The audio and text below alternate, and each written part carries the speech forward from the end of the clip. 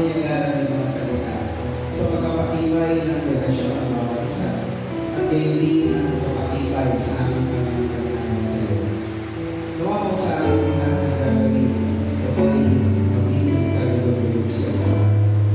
Iyo ang pangalan ng iyo at pagkakailangan sa pangalan ni Jesus.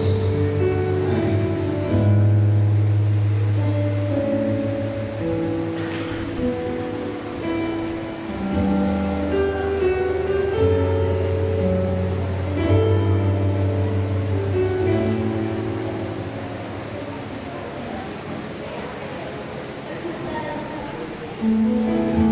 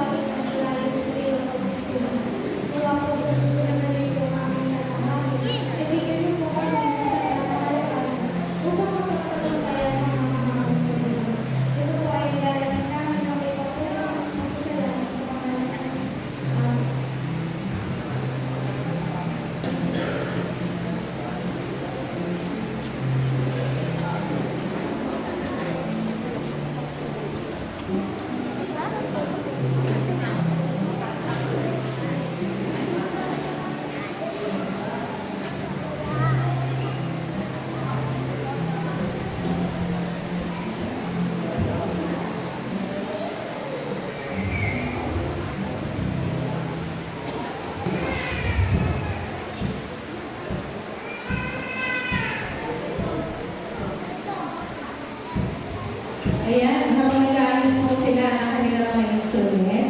Ngayon po ay linggo ng kababalahan. Yung nakaraan po, linggo ng Maya. Nasa Maya po ako. Ngayon po, linggo ng kababalahan. Nasa kababalahan naman po ako. Meron po akong dual citizenship. Kumbaga. At ganun po nga po ay patuloy po tayong hinihilingan ng ating Panginoon sa araw na ito ng linggo na atin po siyang papupurihan at pasasalamatan. Handa na po ba kayo? Ako. Handa na po ba kayo? Amen. Lahat na magpuri at magpasalamat sa ating Diyos. Ilang-ilang po na tumayo. Kailangan ng energy.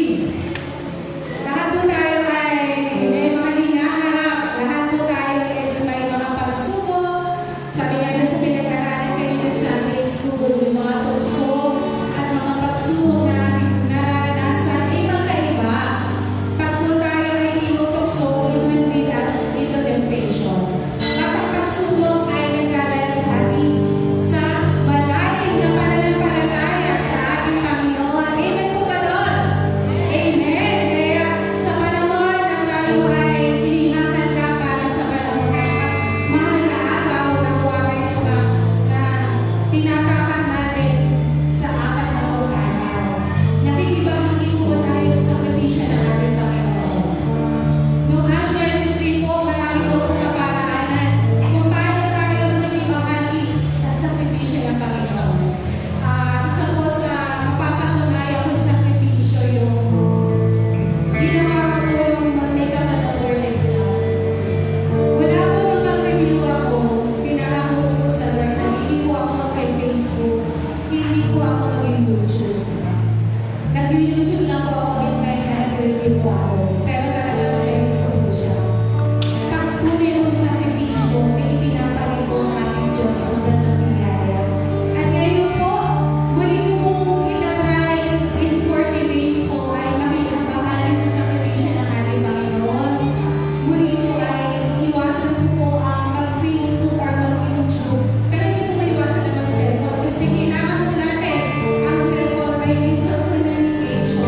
At ganun din po ay sa mag-search po. Kaya, minsan nakakalimot po ako sa ilang araw na bubuksan ko yung Facebook ko.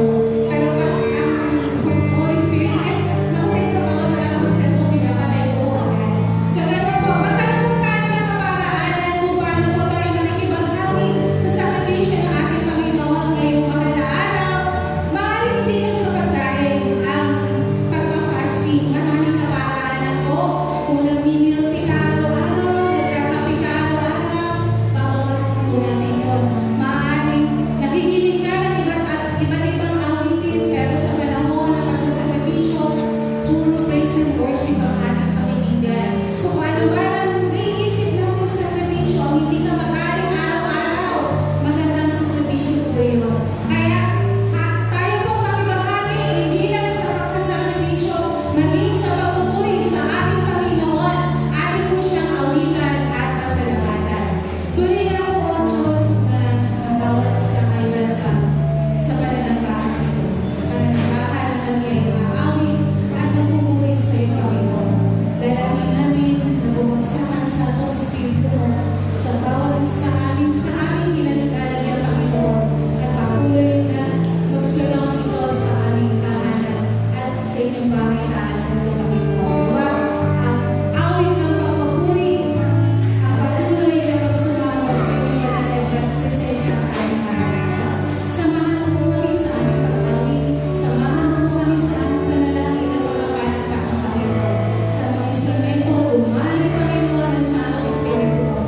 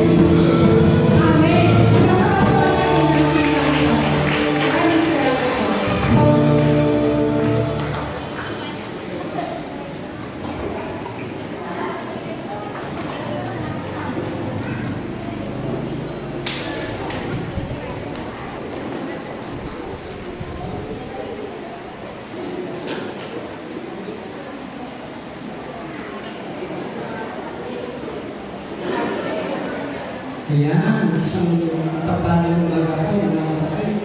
Muli po, palapakan natin ang Panginoon sa mga ito sa mayroong pagpaw para sa kanyang mga malang na ating at pagpupuri sa Panginoon. Ngayon po, nasa kawalan tayong pagpapaya at pagbati. Ito. Para po sa ating birthday celebrators, para sa buwan ng March, sa March 4 po ay binabati natin mga kapatid na sila Glenda Jimenez, March 4, March 9, si kapatid Francis Ezequiel Del Carpio, si kapatid na Brita Santos. Next po.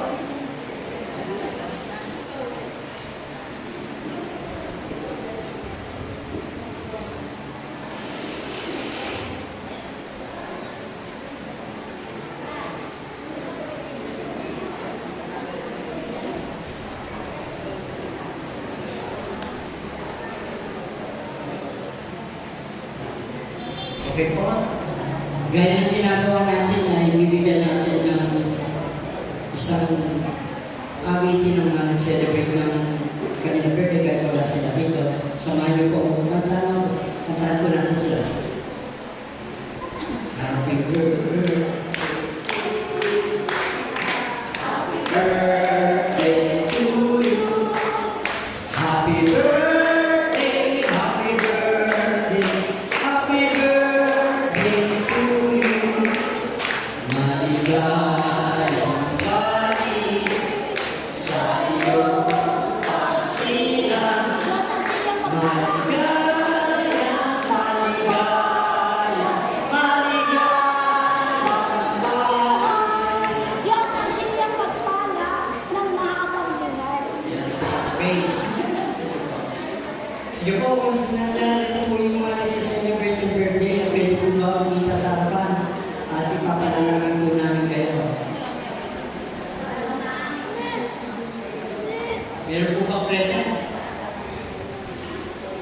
Palagay ko wala. Sige po, panalangin natin sila. Muli o Diyos na makapagilan sa lahat, kami po sama-sama lumalapit sa iyong banal na presensya. Dahil sa kabutihan ng Panginoon, patuloy na nagsiselebrate ang mga kapatid namin ng kanilang kaarawan. Dalangin at hindi namin, Panginoon, marami pang birthday dumating sa kanila na masaya at matagumpay. Patuloy niyo po sila samahan sa madarating ng taon. Ipagkaloob mo po yung mga pangarap ng kanilang puso ay pinapanalangin para sa kanila at sa kanilang pamilya.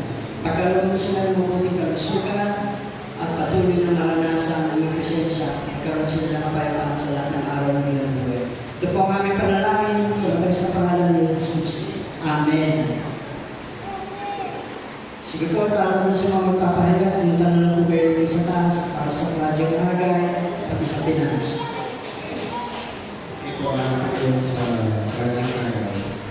Malapit na po yung ating church conference at ang nomination committee o leadership committee ay nasa proseso ng pagpili ng mga leader ngayon. So, meron po tayong pupuluan ng mga posisyon, ang Church Council Chairperson, ang Church Council Vice Chairperson, Lay Leader, Associate Lay Leader, Church Secretary, 5 sa Committee on Finance, 3 sa Board of Trustees, isang Membership Secretary, 5 sa PBR, isang Internal Auditor, 4 sa Nurture, 3 sa Outreach, sa Witness, Church Historian, Archivist. Ngayon, ang gagawin po natin ay meron po tayong nomination form dito. Ang bawat organisasyon ay mag-usap-usap po kayo para makapag-nominate ng bawat organisasyon ng inyong nominasyon para po sa mga posisyon na ito. Pero ang mga individual na gusto pong mag-participate sa pag-nominate ay maaari din po. Confidential po ang magiging approach natin sa ating nominasyon.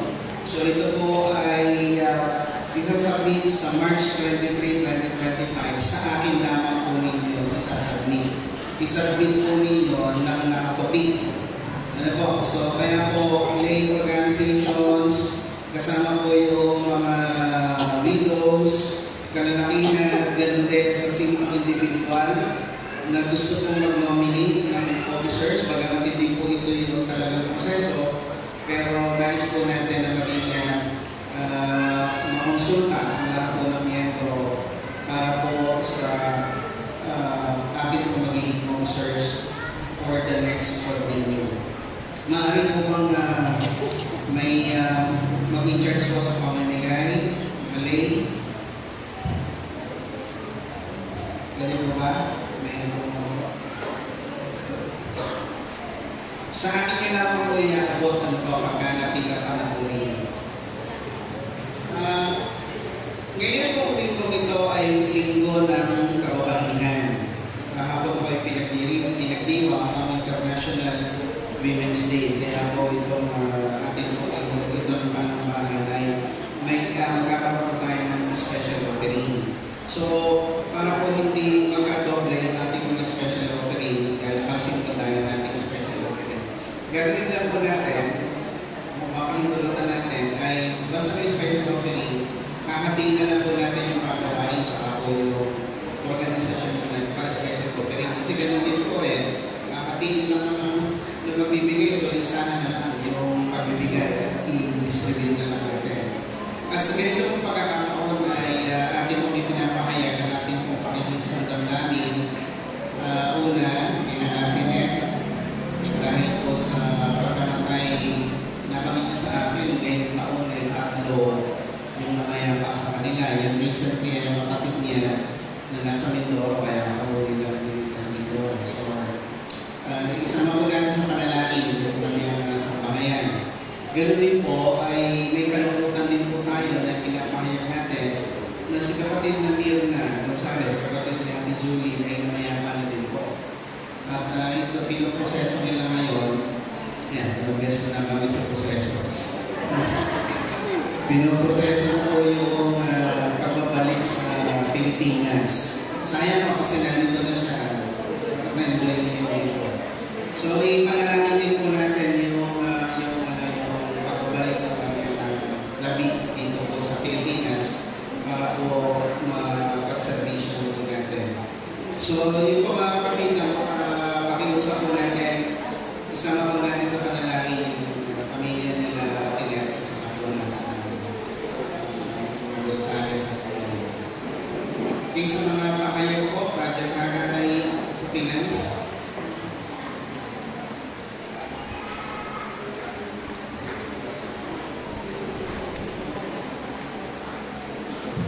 Isang mapagpalang umaga po sa ating lahat. Bagamat tayo po ay dito na nanambahan sa ating bahay, bagong sanctuaryo, patuloy pa rin po ang ating pong project Bayanihan, Project Hagay po, para po sa mga dapat po pong i-improve at gawin po sa ating bahay-sambahan. So nagpapasalamat po tayo sa mga patuloy na ginagamit ng Panginoon. May mga nakikita po ba yung mga bagong nilalagay po dyan, gaya po ng luhuran. Yan po ay ipinagkakaloob pa rin po sa atin ng ating mga generous giver. Gayun din po yung napag-usapan dati na, ano po ba? Yung doon po sa may hagdan. Opo. So meron na din po sumagot nun. And then, gusto lang din po natin pasalamatan, hindi po kasi ito na inayag ng isang linggo. Sila kapatid na June at Chigel Ignacio po ay nagkaloob ng 5,000 pesos. Ito po kay Angelo Santos, ito po yung kanyang alkansya. So meron po yung laman ng 158 pesos. Sa Hagay po, 1,450. Ito nga po yung sinabi ni AA last night na nagkaloob po ang ating Pastor Bobby Galvez ng $2,000. So ito po ay na-convert na. So 11,548 pesos po. Si kapatid na Leonardo Santos ng 500. Nung Thanksgiving po, nagkaroon po tayong share ng 709 pesos. Kapatid na Ernie Kagingin, 500. At ito naman pong linggo na to, ang mga nagkalaw po para sa ating gawain, sa ating pagawain ay sina kapatid na Ader at Dory Gabriel na nagkalaw po ng 80,000 pesos. Kapatid na Romeo Kagingin, 1,000. Sa special offering po, meron po tayong 1,231. Early Kagingin, 500. At yung po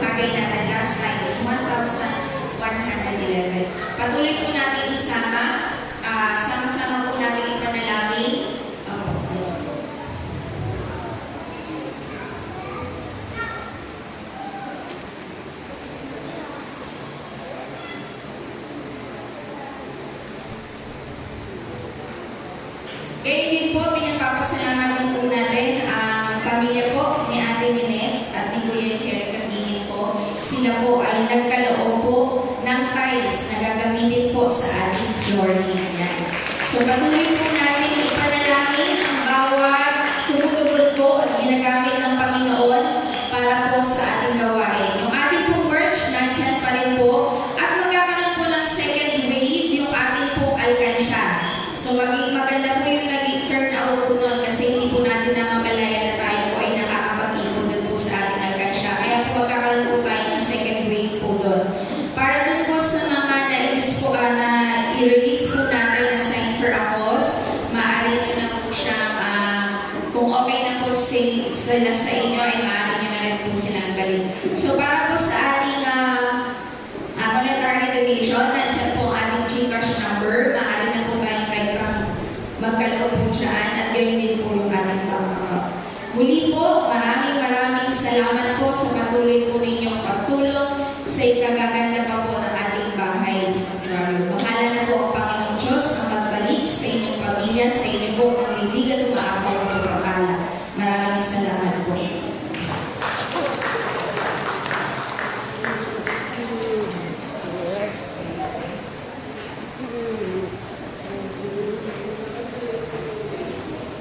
Para po sa aming paghahandog, para sa aming special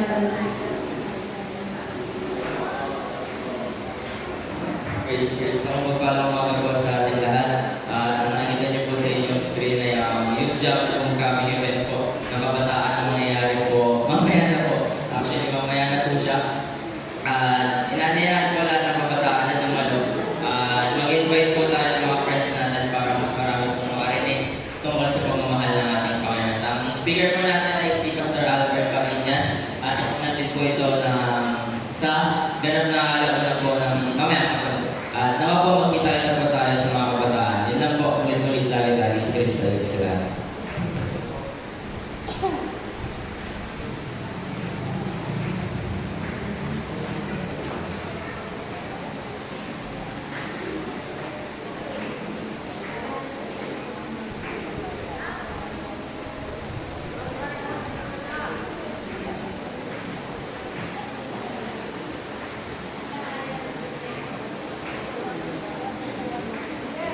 Sige po, tayo po ay samahan niyo po ako sa ating panalangin.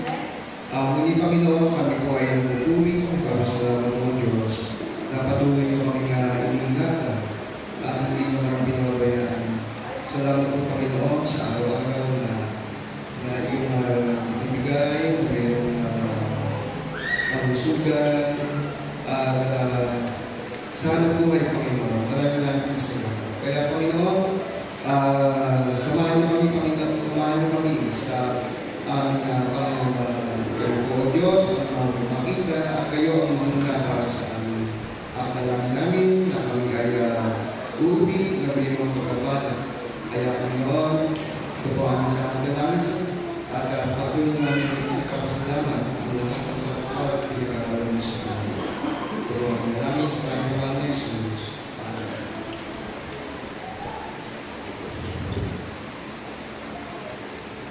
para po sa special na aming paghahandog, kasabay po ng awit ng mga kapatid.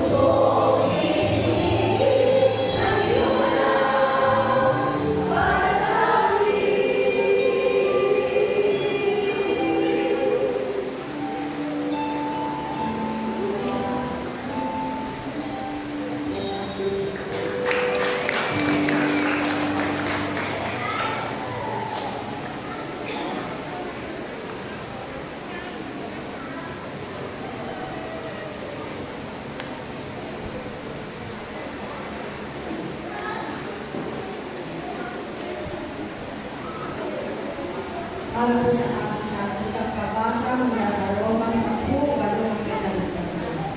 Kaligtasan sa pangalan ng Panginoon. Sapagkat ganito ang sinasabi, malapit sa iyo ang mensahe na sa iyong bibig at nasa iyong puso. Ang tinutuloy dito ay ang salitang pinapangaral namin tungkol sa pananampalataya.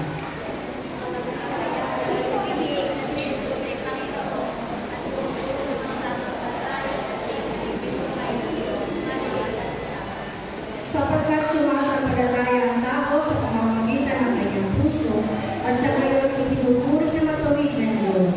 Nagpapahayag naman siya sa pamamagitan ng kanyang bibig at sa gayon ay naliligtas.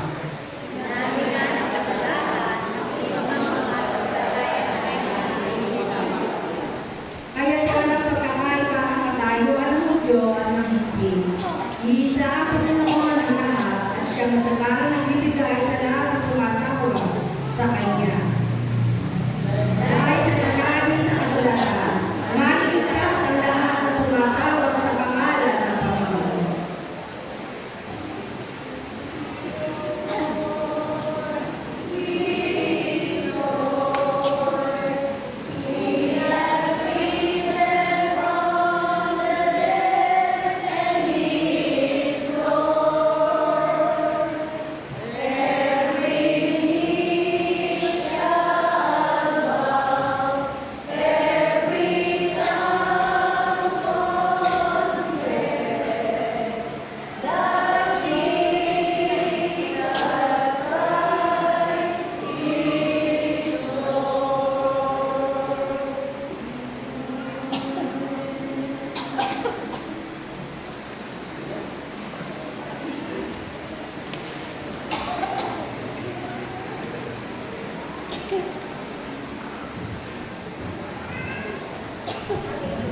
Pagbasa nila sa lumang tipan ng nangyari sa Deuteronomio, Kabanata 26, talata 1 hanggang 11.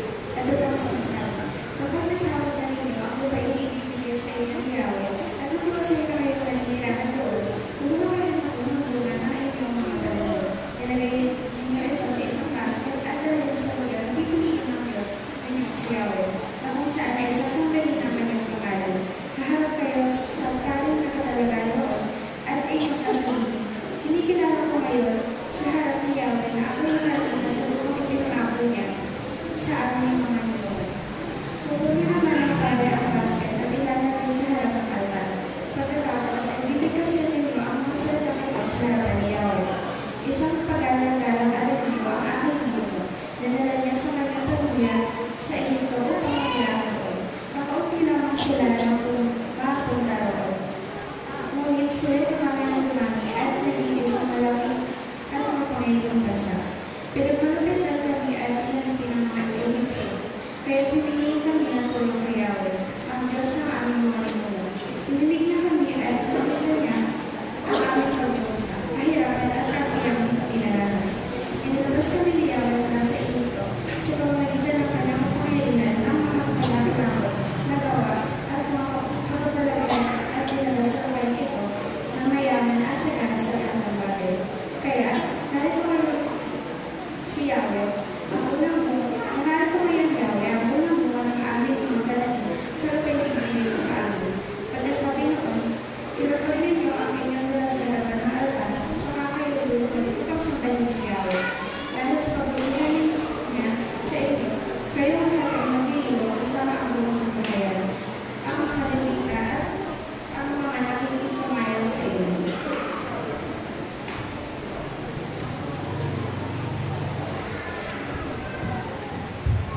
Pagbasa sa pagtitipan na matatagpuan sa Lucas Kabanata 4, talata 1 hanggang 11. At pagtukso kay Jesus. Mula sa hagdan, bumalik si Jesus na pasabas ng Espiritu Santo. Dinala siya ng Espiritu sa sa loob ng 40 araw at doon siya itinusun ng diablo. Hindi siya kumain ng anuman sa buong panahon iyon, kaya siya nagutom. Sinabi sa kanya ng diablo, kung ikaw ang anak ng Diyos, iutos mo maging tinapay ang bawat ito. Ngunit sinagot ito ni Jesus, nasusulat, ang tao hindi lamang sa tinapay na bubuhay. Dinala siya ng diablo sa isang napakataas na isang lugar at sa ilang saglit ay ipinakita sa kanya ang lahat ng kaharian sa buong daigdig. Sinabi ng Diablo, ibibigay ko sa iyo ang pamamahala sa lahat ng kaharian ito at ang katagalaan ito. Ipinagkaloob ito sa akin at naibibigay ko sa kanino mang naisin ko. Kaya kung ako'y sasambahin mo, magiging sa iyo na ang lahat ng ito. Sumagot si Jesus, nasusulat, ang Panginoon mong Diyos na dapat mong sambahin at siya lamang ang dapat mong paglingkuran. Dinala siya ng Diablo sa dalawang ng templo sa Jerusalem at sinabi sa kanya, kung ikaw ang anak ng Diyos, magpatihulog ka dahil nasusulat sa kanyang mga anghel, ikay itatagubili at sila'y uutusan upang ikaw ay ingatan. At sa kanilang mga kamay, ikay aalalayan nang sa mga bato pa ako'y hindi masasaktan.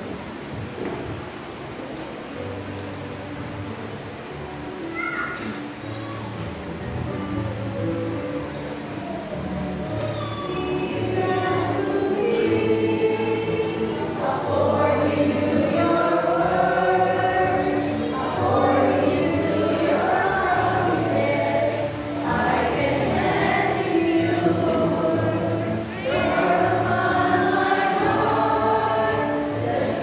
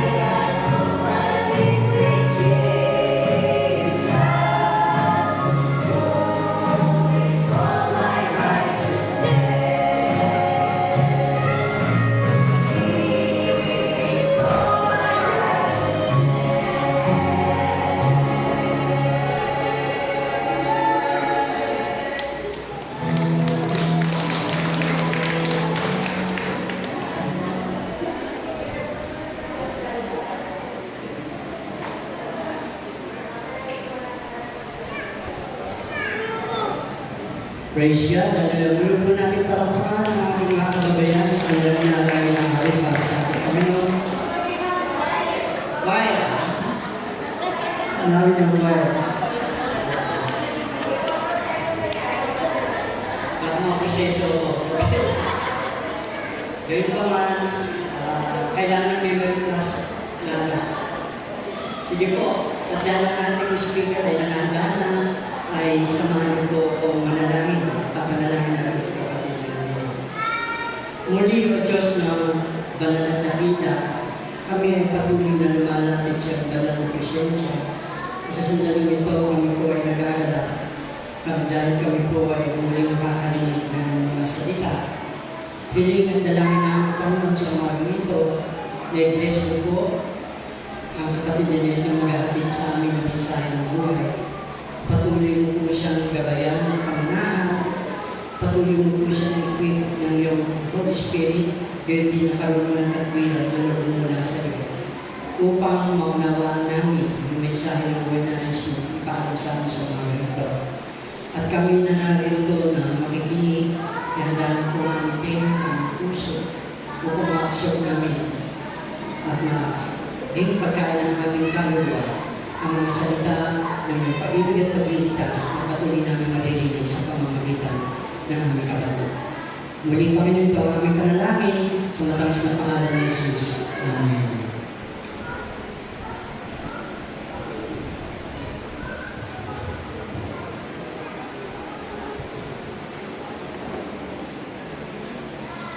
Magandang umaga po sa inyong lahat.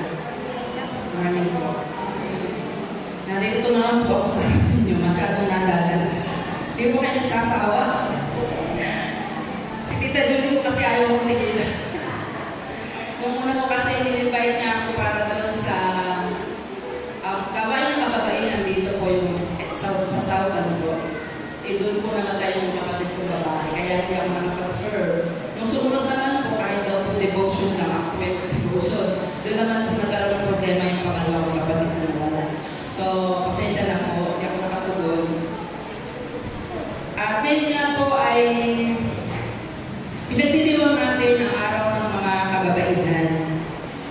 At binigyan po tayo ng pagkakataon na muling ibahagi ang mensahe na pinamagatang one with Christ, one with each other, and one in ministries.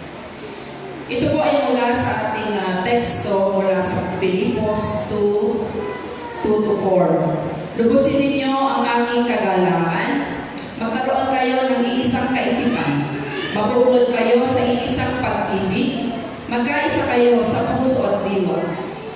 Huwag kayong gumawa ng anuman dahil sa paghangad na maging tanya. Sa halip, bilang tanda ng pagpapakumbaba, ituring ninyong higit ang iba kaysa sa inyong sarili. Sarili, pagmalasakitan ninyo ang kapakanan ng iba at hindi lamang ang inyong sarili. Ito pong manuscript na ito, sabi nga po ay standard po. Simultaneously, pinagdiriwang ang kababaihan ngayong linggo, iisa po yung sermon na ginawa at ito po ay nagpapasalamat po tayo kay Reverend Pastor Elizabeth Sagabel. Siya po yung nahanda ng manuscript, ngunit paumanhin po at dinagdagan ko lang ng konting ilang pagpapaliwanag para po sa ating mga kababaihan. Tayo po muna ay manalangin nakilang Diyos sa mga pangyarihan sa lahat. Muling salamat sa pagkakataon ito na pag-uusapan namin ang kahalagahan ng mga kababaihan bilang mga Kristiyano. Daluyan na din ako, Panginoon, ng iyong banal na Espiritu upang maiparating po ang iyong mensahe sa aming mga kapatid na narito ngayon. Tinatanong po ang bawat isa at ang bawat isa magkaroon ng bukas ng puso at isipan para sa daladalin nating mensahe ngayong umaga. Salamat, Panginoon. Ito po aking dalangin sa pangalan ni Jesus. Amen. So kanina po ay road natin marami nang gumanap na mga kababaihan. At papapansin na po ninyo, ang power ng mga kababaihan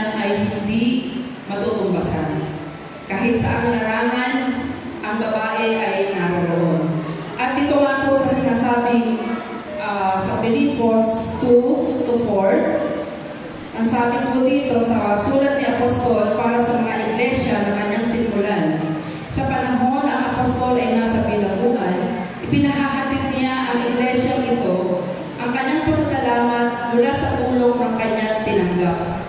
Laki ang mga paglakas ng loob ng mga tagubilin upang patuloy na maranasan ng kapatiran ang tunay na kagalakan sa buhay at panahon ng kanilang paglilingkod sa Panginoon. Ang diwa ng liham ay tungkol sa kagalakan at pagiging kontento sa kabila ng mga mahihirap na sitwasyon na kinakaharap o maaaring harapin ng isang Kristiyano.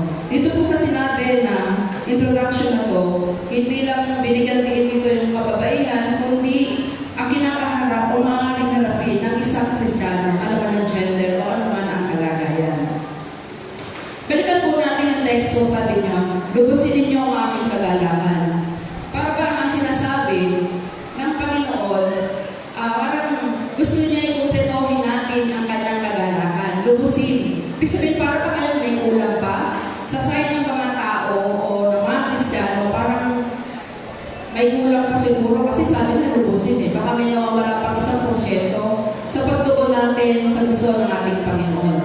Ibig sabihin, kapag lulubusin, 100% pwede. Kung sa menu po yun, o sa pie chart, o kaya sa isang pizza, meron pang isang pagitan na nawawala. Pero ang sabi niya, parang lubos na magalang ang ating Panginoon, kompletohin natin yung gusto niyang gawin sa atin. Hindi ito partial, o kung nais lang natin sumamba, o kung nais lang natin magbigay, hindi ito hulog-hulugan, or kaya hindi ito incomplete. Dapat 100%. So, sa mga Kristiyano, ang sinasabi dito ay buuin natin yung pagbibigay o yung pagbibigay kagalakan sa Panginoon. Kasi maaaring ang dahilan nito, tumutulong tayo sa iglesia upang matanag lang ang ating pangalan. Pwede ganun kasi dito po sinasabi niya. Nagbigay ako ng 100 piraso ng semento. Yun ang pagbibigay, hindi na kailangan ipinagmamalaki. Yun ay kusang lumalapit ang pasasalamat at blessing sa iyo. So parang tinatanyag mo lang yung iyong sarili, di ba? Kaya kung marami pa lang nagbibigay or nagdodonate anonymous, yung iba gano'n, no? Ayaw nilang matanyag yung sarili nila, pero yung kanilang ginawang kabutihan, alam niya kung sino ang titigin at sino ang magbabalik sa kanya ng kabutihan ng ginawa. Ang pagiging anak ng Diyos daw ay may kalakip na obligasyon. Ito ay nangyayari matapos magkaroon tayo ng ganap na kaugnayan sa Panginoong Hesus at matapos natin siyang tanggapin bilang Panginoon at tagapagligtas. Mayroon po in-identify na 3 obligasyon o relasyon dito sa ating talata, doon sa ating manuscript. Ang una ang sabi, ang relasyon ng isang Kristiyano sa kanyang Diyos ay upang maging kamay na aabot sa mga nais na pagdating ng Diyos. Tayo pala ay mayroong, ang pagiging relasyon natin sa Diyos ay isang kamay na aabot sa mga nais na pagdating ng Diyos. Ang tanong po natin yan, sino ba o saan ba natin gagamitin yung kamay bilang kamay o relasyon? Saan natin gagamitin? Sino yung aabutin ng ating kamay? Bilang tayo, bilang kamay tayo, Panginoon, sino yung aabutin natin? Sino po? Kapag may kamay, sino po inaabot natin sa larangan ng pagiging Kristiyano? Sinasabi kadalasan ay yung mga nangangailangan. Sino po ba yung mga nangangailangan? Nag-identify po ako ng ilan doon sa mga dapat natin abutin.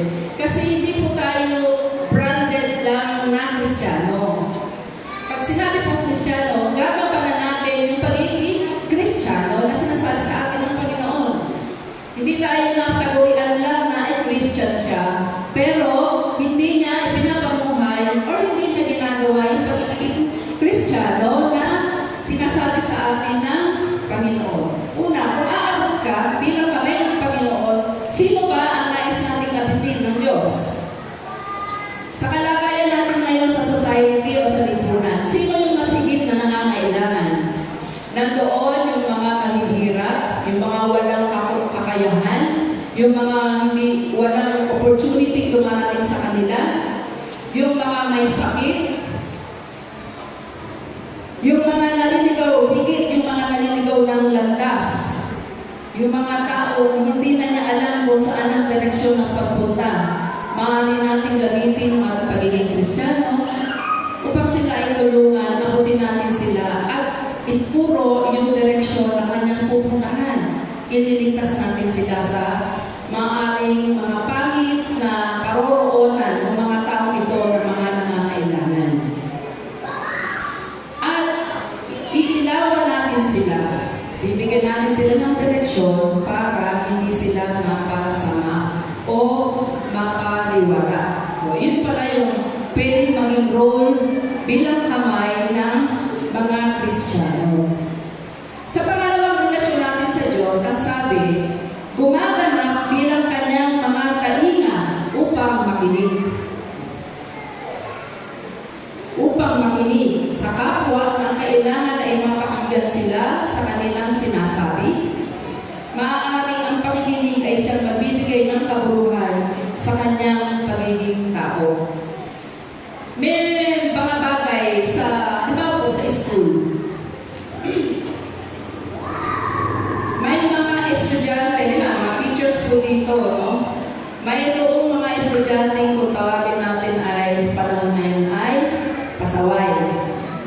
Saan dinadala yun? Minsan, hindi niya ginagampanan yung pagiging estudyante kasi meron siyang problema. Yun po yung pinakamaganda siguro mga example ngayon. May problema. Saan po dinadala? Ang teacher, anong tawag sa inyo? Nagka-guide. May guidance counselor din, di ba? Kaya pang mga school required yan na may guidance counselor. So yung bata, dadalhin natin sa guidance counselor. At ano yung gagawin ng counselor? Tatanungin, sasabihin ng bata, papakinggan natin siya. Ano po yung nangyayari doon sa proseso na yun? Gumagaan yung pakiramdam ng bata kasi pwedeng hindi niya nasasabi sa kanyang mga magulang yung nararamdaman ng batang iyon. Kaya hindi siya mapakali o hindi stable ang kanyang sarili. So, ang malaking role ay ang makinig. Isang tainga upang makinig. Sample po yan sa mga estudyante. Sa ating mga magulang at anak, usong-uso po ngayon ang yung generation gap natin. Sabi po nila, yung mga bata ngayon ay Generation C. Iba-iba yung ating pananaw. May mga anak tayo na sobrang hyper. Hindi natin alam kung ano yung nagiging dahilan ba't sila hyper. Ang sinasabi ng mga psychologists dyan, pwedeng may kulang siya, may kulang o gusto siyang napapansin. Kaya lahat ng bagay ginagawa niya para pansinin siya. Or meron naman timid or tahimik lang, laging nakakulong sa kwarto. So ano yung nagiging role ng magulang? Di ba minsan kakainin mo pa siya para pakinggan mo kung ano yung gusto niya. At never natin gagawin habang nagsasalita siya ay kukontrahin natin. Siyempre po, mga nanay at tatay ganyan eh. Kumbaga yung ating pananaw, iba yung pananaw ng mga bata. Pero kapag nagsalita na yung bata, ano yan?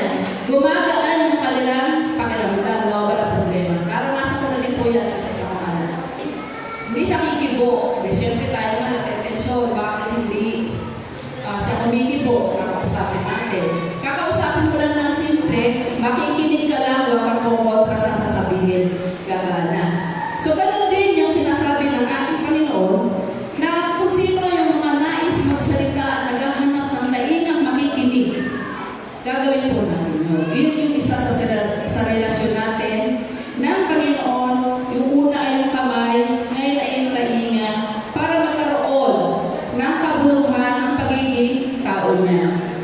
Kaya po huwag tayong magtsatsaga na hindi makinig. Kung napapansin natin mayroong nais magsalita o magbigay ng kanyang kalooban o kung ano yung kanyang nararamdaman, bigay po natin yung ating tainga, pakinggan po natin sila. So yun yung sa pangalawang relasyon na sinasabi natin o obligasyon sa ating Panginoon. Ang pakikinig ay isang ministeryo. Paano tayo makinig? Ang pagiging Kristiyano ay matyagang nakikinig. Ito ay isang paraan upang mabawasan ang mga dinadala ng mga kapatid na nasa panahon ng paghihirap, problema at challenges sa kanilang buhay. May umaagapay sa kanila kung wala silang mapagsabihan, kailangan natin maging handa upang makinig sa kanila. So pakikinig lang po yun, wala kang action gagawin. Papakinggan mo lang yung gusto mong sabihin. At doon lang po ay nakatulong na tayo. At nasunod natin ang gusto ng Panginoon. Yun yung relasyon natin sa Kanya. Pangatlo, ang relasyon natin sa Diyos ay ang pagbubukas ng ating mga puso. Ayan. Gusto po natin pag-usapan ito kapag puso ang pinag-uusapan, no? Upang daluyan ng habag, compassion, and empathy ng Diyos. At ito din ang magbunsod sa atin upang ibukas ang ating mga palad sa pagkakaloob sa kapwa, lalo higit sa ating Panginoon. Hindi po tayo yung pusong kanta ng araw. Hindi po tayo pusong bato, di po ba? Hindi po tayo pusong bato. Meron lang po pusong mamon. Ayun, mga maramdami. Pero sabi ng Diyos dito, bukas na puso. So, nandun, pagbukas na puso, ang sinasabi dito, habag ng Diyos. Dapat nasa atin. Marunong tayo umunawa. Marunong tayo makisimpatya. Marunong magbigay ng awa, lalo doon sa mga mabababa nating mga kapatid na nangailangan. Hindi po tayo yung sarado ang puso. Ibukas po natin yung katulad ng Panginoon. Ito po pa ninyo ang Panginoon. Sabi nga natin, makasalanan siya, o mabait siya, mananampalataya siya, walang pinipili ang Panginoon. Basta mayroon na po tayo isang bigla ng pananampalataya sa Diyos. Laging nakabukas ang puso ng ating Panginoon. Ang paglilingkod naman daw po ay malawak at hindi dapat malimitahan. Dito naman papasok yung magiging role ng kababaihan sa paglilingkod sa ating Panginoon or sa ministeryo. Bilang babaeng Kristiyano, paano natin ididepensa ang ating katayuan sa hanggang ngayon ay may mga naglilimita pa rin sa ating kakayahan. May mga iglesia na tumitingin sa kaliitan ng manggagawang babae. May mga sektor ng lipunan na nagmamaliit sa mga babae. Paano po natin sasabihin, lalo na po sa ating iglesia ngayon, paano po natin mamaliitin ang mga babae? Kanina lang po yung gumanap, yung kumanta, mga kababaihan. Hindi po tinitingnan ang gender sa paglilingkod sa Panginoon. Hindi po tinitingnan kung anong uri ka o anong babae o lalaki ka. Pero, sabi nga po dito sa manuscript, ay minamaliit pa rin ang kakayahan ng mga kababaihan. Hindi ko po sinasabing mag-aklas ang mga kababaihan, maging aktivista, pero pinamumulat natin sa iba nating kapatid na mahalaga ang role ng babae sa ministeryo at paglilingkod sa Panginoon. Tama po ba mga kababaihan? Amen. Tama po yun kasi nandoon yung may mga special character o may special feature ang babae kung bakit tayo ay maglilingkod sa Panginoon. Nandoon yung kanyang magandang karakter, yung kanyang pagiging modelo, nandun yung charisma, yung pag nagsalita ka o pag umiti ka nahahalina yung makikinig o nahahalina yung kasama mo.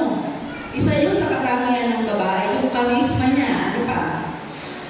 At sabi dito, kadalasan mga binabanggit sa lipunan, ang role ng babae ay prescribe. Ibig sabihin ng prescribe, tinakda lang. Sino man yung nagtakda, hindi natin alam.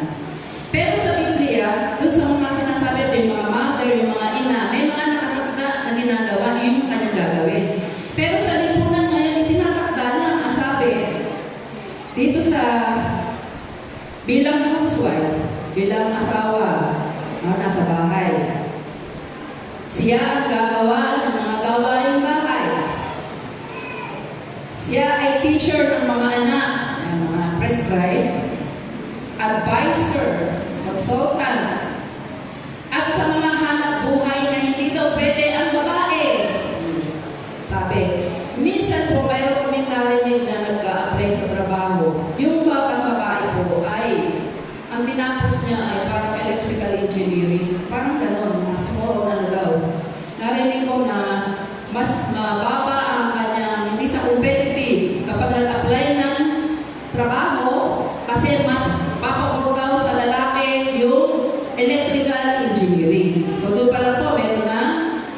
discrimination. No? Tapos, meron pa dito na hindi pwede driver ang babae. Wow, ang galing ng mga lalaki, driver. Hindi pwede babae. Kaya rin natin siya. Hindi po naman kasi sinasabing makipagkompetensya tayo sa lalaki. Dito po sa Magna Carta, sa Magna Carta ng Magna Carta of Women, doon sa Republic Act number 9710, doon sa dulo na lang po yung babasahin ko, sabi niya, yung Gender and Development Program as a development perspective and process that is participatory and empowering, equitable, sustainable, free from violence, respectful of human rights, supportive of self-determination, and actualization of human potentials. Yun pala yung sinasabi dito, yung pinaka-gist lang po nung RA 9710.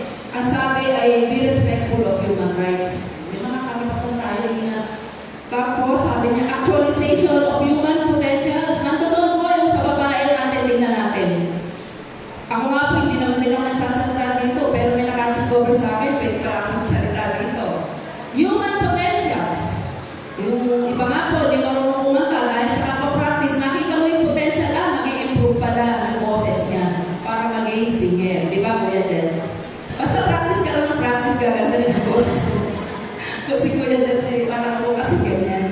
Sa lahat mo pagingin. Sorry Kuya, maubos na yung boses. Pero kakakanta, nandun yung potential niya. I-practice mo lang, i-ano mo lang, i-improve mo lang. Magkaroon ka lang ng self-confidence at laro na. So, yun yung sinasabi. Kaya hindi sinasabi na ang human potential sa isang lalaki lang. At i-discover natin na gamitin natin, may potential pala siya. Kaya ang mga kababaihan, pinapalakas, ine-empower sila para makatulong sa society at ganoon din makapagpalaganap ng ministeryo ng ating Panginoon. Amen? Bilang Kristiyano, ang lahat ay pantay-pantay sa mata ng Diyos, higit sa lahat sa pagbabahagi ng mga gawain espiritual na paglago. O tingnan niyo po nung araw, mas marami sa statistics, ang mga nagtuturo ay, ano po, babae. Pero ngayon, meron na rin lalaki, pinapayagan na rin. So doon lang, siguro, doon lang natin tinitingnan na mas expert sa ganung sektor, larangan ang babae. Pero kaya din niyang gawin yung ibang larangan na hindi na nakakasal. Especially sa ministeryo ng ating Panginoon. Okay. Tapos meron pa sa dito yung God program, sabi niya, yung ano ba yung God program? Aims to ensure that women and men have equal access to resources and opportunities. Equal access to resources and opportunities. Hindi po natin binabaliwala na talagang mga kalalakihan kahit sa Biblia tayo ay submissive sa ating mga asawa, sa ating mga asawang lalaki.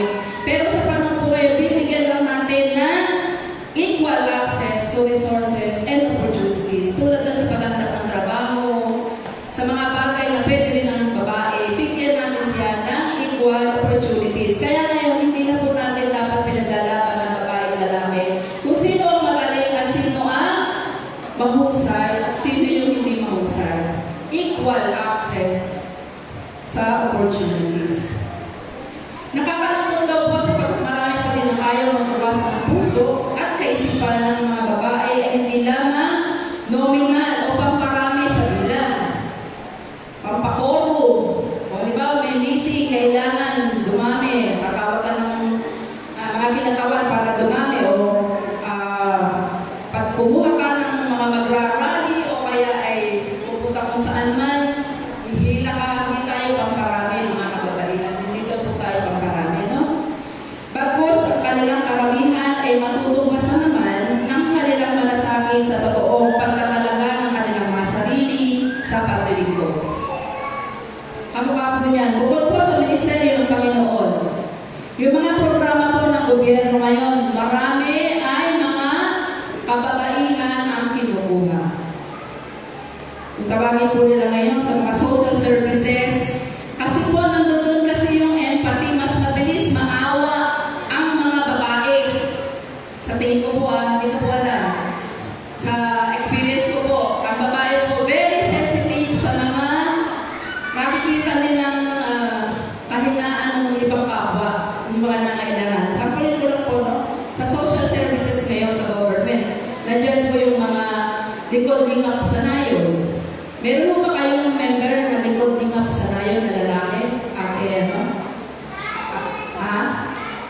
din. Pero karaniwan mga kababaihan kasi doon nakikita yung lakas, yung power ng babae para maipangalap kung ano yung mga programa ng gobyerno.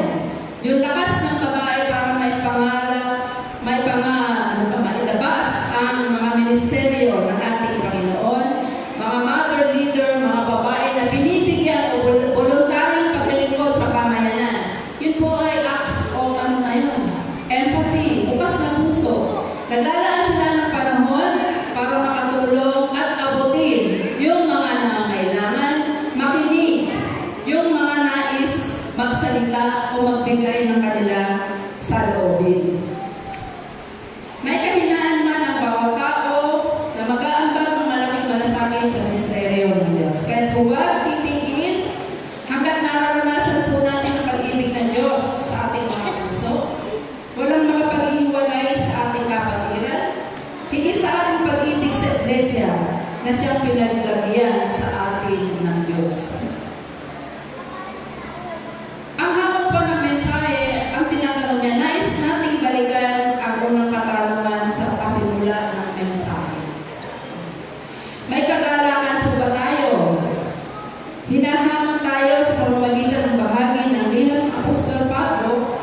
Wala daw sikreto o strategies upang maranasan ng isang Kristiyano o isang iglesia ang kagalakan. Kaya nga po kanyang sinasabi, kailangan iisa tayo kay Kristo, iisa tayo sa bawat isa, at iisa tayo sa ministeryo. Mayroon mang ibang gampanin, layunin at pangarap ang mga mananampalataya sa loob ng iglesia, tiyakin natin iisa magiging bunga nito. Ang maparangalan at may taas ang pangalan ng ating Panginoon.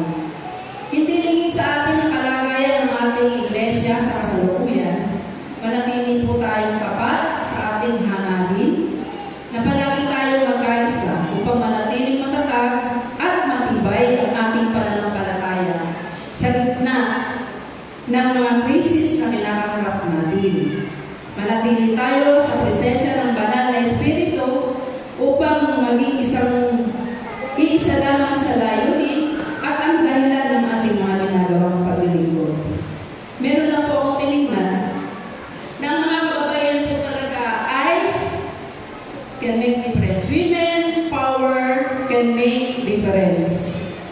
Go women in Christ. Sa akin po pagtatapos, kaya po basahin ko ito, awit 28:7. Ang Panginoon ay aking kalakasan at ang aking kalasal.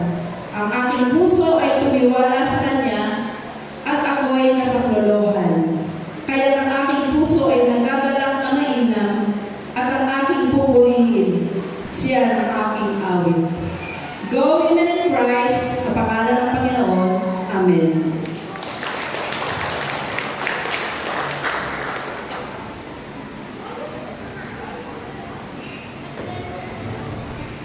Salamat po sa mayamang mensahe ng buhay na pinagkaroon sa ating kapatid. Hindi tayo babae na. Babae tayo, hindi lang sa pamilya, kundi sa lipunan na maaari tayo may magawa pa. Para po sa ating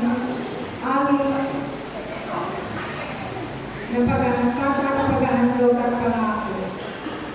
Awitin po natin na say more than life to me.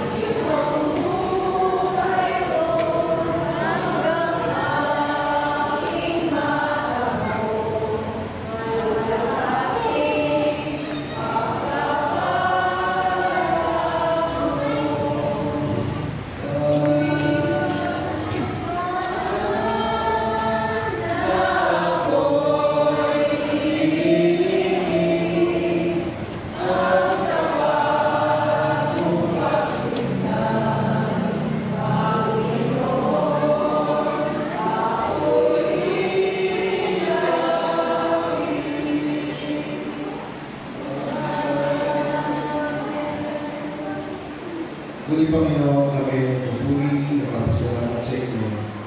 Kami po ay naghahandog ng isang pagbuling. Ito'y pagbuling ng isang pumipilala sa iyo, O Diyos. Kaya Panginoon, itong mga lupa ito ay pagpapalain po at nagamit sa iyong mga konsepto ng aming pananampalataya. Kaya Panginoon, yung bahagi ng aming tinatangkinin ay maraming salamat Lord. Kaya patuloy ng kaluya ng pagpapalag at pag-iingat ang bawat isa. Ito po ang isang dalangin sa tayo ng Jesus.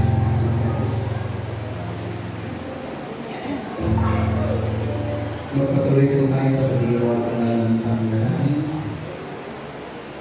Aming Diyos, Ama na makapangyarihan sa lahat, sa pagkilala sa iyong magandang loob, at pasasalamat na walang hanggan sa ilang.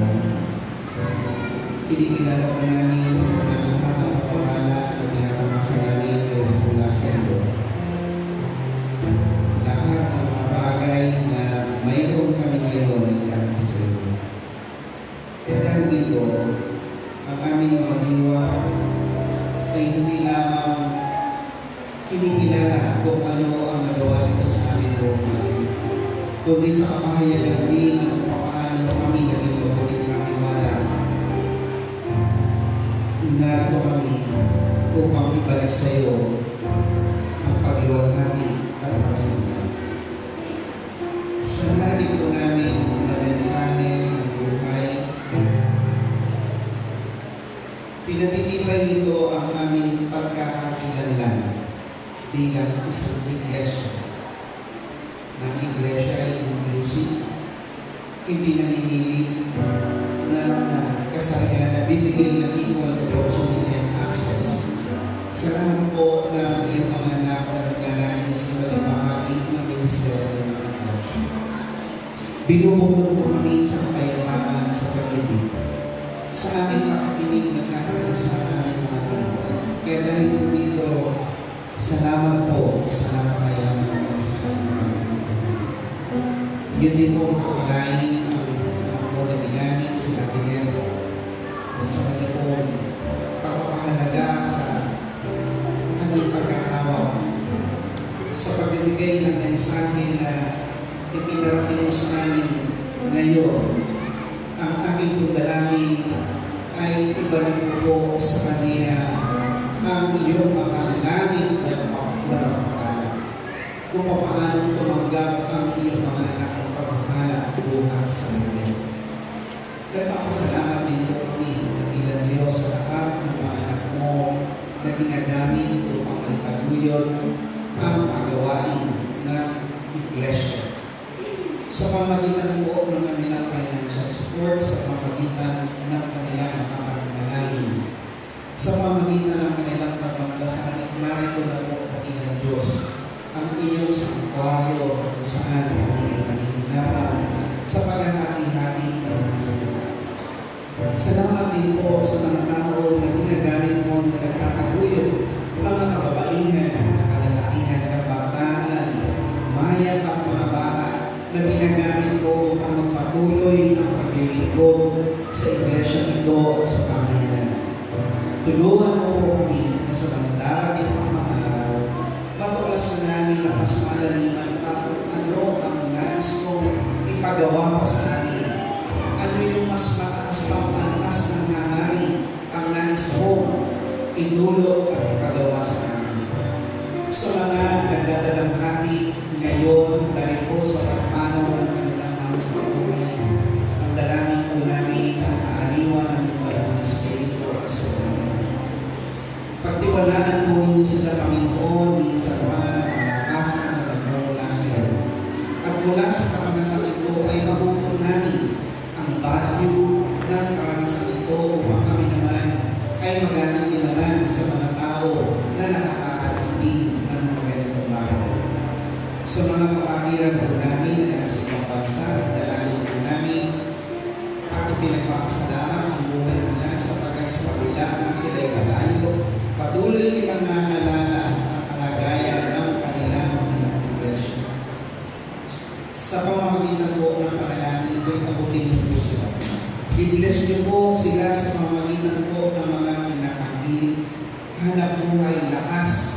nanggagaling sa iyo. At sa mga anak mo naman na narito na mayroon pong mga dinaramdam, ang aming mga mahal sa buhay ay mayroong karamdaman kung bakit wala sila dito.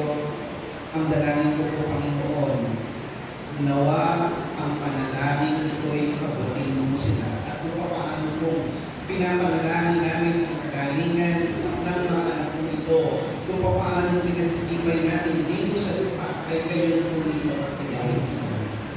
At sa amin pong pag-discern ng mga muna sa amin para sa susunod na apat na taon, bigyan mo po kami ng pagkakas. Maraming salamat po sa buhay ng mga kapainan na namin malaki ang nagagawa nila para po sa pag-unlad ng Diyos.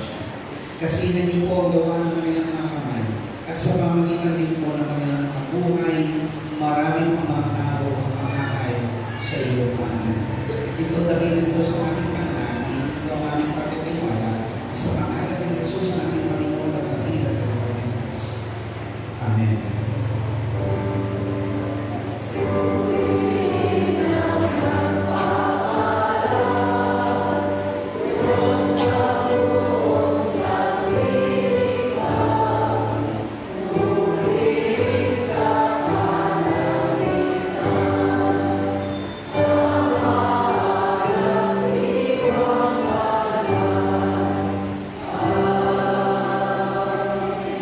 Sa ating pag-uwi at sa ating paghayo, sa mga ayaw ng Diyos, ang kanyang presensya, ang patuloy na mamuna sa ating, ang gabay ng Banal na Espiritu, ang makasama natin sa pagbibigay ng mga desisyon sa buhay na ito.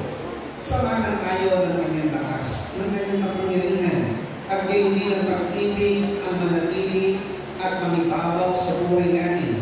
At ang mga pagpapala na kailangan natin sa buhay na ito ay tunay nga na may kaguyo at makamit natin ng may kasaganaan sa pamagitan ni Kristo Jesus sa pagkikisa ng Banal na Espiritu sa